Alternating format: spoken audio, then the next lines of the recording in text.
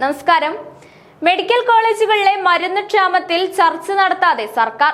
ആശുപത്രിയിലേക്ക് മരുന്ന് നൽകുന്നത് വിതരണക്കാർ നിർത്തിയിട്ട് 9 ദിവസമായി. ഇവരെ ആരോഗ്യവകുപ്പ് ഇതുവരെയും ചർച്ചയ്ക്ക് വിളിച്ചിട്ടില്ല. സെപ്റ്റംബർ വരെയുള്ള കുടിശ്ശിക ലഭിക്കണമെന്നാണ് വിതരണക്കാർ ആവശ്യപ്പെടുന്നത്. സമരത്തെ തുടർന്ന് മെയ് പകുതി വരെയുള്ള തുക നൽകിയിട്ടുണ്ട്. 80 കോടിയിലേറെ കുടിശ്ശികയുണ്ടെന്നാണ് വിവരം.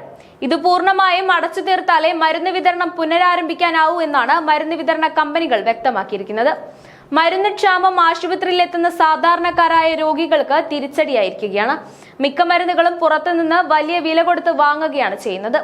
അതുകൂടാതെ സർക്കാർ ആശുപത്രികളെ ആശ്രയിക്കുന്ന രോഗികൾ എന്തു ചെയ്യണമെന്നറിയാതെ പരക്കം പായുന്നു. കിലോമീറ്ററുകളോളം താണ്ടി ഡോക്ടറെ കണ്ട് ഫാർമസിക്ക് മുന്നിൽ ക്യൂ നിന്നെത്തുന്നവരോട് മരുന്നില്ലെന്ന് പറഞ്ഞ് ജീവനക്കാർ കൈമലർത്തുന്നു. പ്രമേഹത്തിനുള്ള മെറ്റ്ഫോർമിൻ, ഗ്ലിനിപ്രൈഡ്, തൈറോയിഡിനുള്ള തൈറോക്സിൻ സോഡിയം, കൊളസ്ട്രോളിനുള്ള അറ്റോർവസാറ്റിൻ തുടങ്ങിയവയ്ക്കുള്ള ഗുളികകളും അയൺ, കാൽസ്യം ഗുളികകൾക്കുമാണ് ഏറെ ക്ഷാമം. പൊതുവായി ഉപയോഗിക്കുന്ന ആന്റിബയോട്ടിക്കായ അമോക്സിലിൻ ഉൾപ്പെടെയുള്ളവയും കിട്ടാനില്ല. ഇൻസുലിനുള്ള മരുന്നും മിക്ക താലൂക്ക് ജനറൽ ആശുപത്രികളിലും സ്റ്റോക്കില്ല. ഓരോ സാമ്പത്തിക വർഷവും ആവശ്യമുള്ളവ മുൻകൂട്ടി ഇൻഡന്റ് തയ്യാറാക്കിയാണ് KMACCL വഴി മരുന്ന് വാങ്ങി ആശുപത്രികൾക്ക് നൽകുന്നത്. ഈ വർഷത്തേക്ക് ആവശ്യമുള്ള മരുന്നിന്റെ ഇൻഡന്റ് കഴിഞ്ഞ വർഷം ഒക്ടോബറിൽ ആശുപത്രികളിൽ നിന്ന് വാങ്ങിയിരുന്നു. അതനുസരിച്ച് മാർച്ച് അവസാനത്തോടെ സ്റ്റോക്ക് എത്തണം. അത് നടപ്പായില്ല. പതിവായി കഴിക്കുന്നവ വാങ്ങാൻ 2 ആഴ്ചയൊരിക്കൽ ആശുപത്രികളിലെത്തുന്ന വൃദ്ധരുൾപ്പെടെ ലക്ഷക്കണക്കിന് രോഗികളുണ്ട്.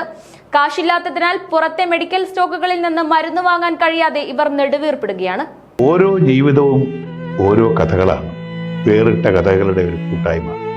വേണമെങ്കിൽ നമുക്കതിനെ ഒരു നോവലെന്ന് പേരിടാം. അതുപോലൊരു നോവലല്ലേ നിങ്ങളുടെ ജീവിതവും?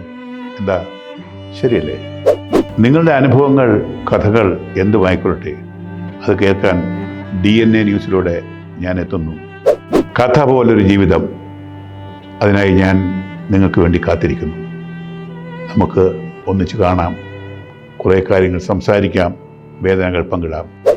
നിങ്ങളുടെ വിഷയങ്ങൾ, അനുഭവങ്ങൾ അത് ഞങ്ങളെ അറിയിക്കേണ്ട വിലാസം താഴെ കൊടുക്കുന്നു.